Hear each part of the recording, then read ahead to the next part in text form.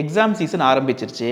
எல்லாரும் ரொம்ப பிஸியாக 10th அண்ட் 12th எக்ஸாமுக்கு ப்ரிப்பேர் பண்ணிட்டு இருப்பீங்க. உங்களோட பசங்க மேலும் படிக்கிற பசங்களும் நல்ல மார்க் எடுக்கணும்னு உங்களுக்குள்ள ஒரு படபடப்பு இருக்கும். உங்களுக்காக நான் அரிய ஆன்மீக டிப்ஸ் ஷேர் பண்ண போகிறேன். நீங்கள் வணங்க வேண்டியது முதல்ல விநாயகரை. விநாயகரை வணங்கின பிறகு நீங்கள் வணங்க வேண்டியது கல்விக்கு அதிபதியாக விளங்குற சரஸ்வதியை நீங்கள் வணங்கணும். சரஸ்வதியை என்ன மந்திரம் சொல்லி வணங்கலாம் அப்படின்னு கேட்டிங்கன்னா, ஓம் சரஸ்வதி நமஸ்துபியம் வரதே காமரூபிணி வித்யாரம்பம் கரிஷ்யாமி சித்திர் பவதுமே சதா அப்படின்னு சொல்லி வணங்கலாம். படிப்புக்கு நீங்க இன்னொரு கடவுளை வணங்கினீங்கன்னா உங்களுக்கு இமிடியேட்டா ரிசல்ட் கிடைக்கும். அது யாருன்னு தெரியுமா? நம்மளோட முருகன் தான். ஏன் அப்படின்னு கேட்டீங்கன்னா, முருகன் ஒரு ஞான கடவுள். முருகன் கிட்ட இருக்க வேலே ஒரு ஞானத்தோட அடையாளம். முருகன் சிவனோட நெற்றிக்கண்ல இருந்து வந்ததா சொல்லுவாங்க. சிவனோட நெற்றிக்கண்ணுங்கிறது ஞான சுடர். அந்த நெற்றிக்கண்ல இருந்து வர்றதுனால முருகன் ஒரு ஞானத்தோட கடவுள். தமிழ் கடவுள்ன்றதுனால தமிழ் மட்டும்தான் முருகன் கிட்ட கேட்கணும்னு இல்லை. எந்த சப்ஜெக்டா இருந்தாலும் எனக்கு நல்லா படிப்பு வரணும்னு வேண்டிங்கன்னா அந்த எக்ஸாமில் நீங்கள் தான்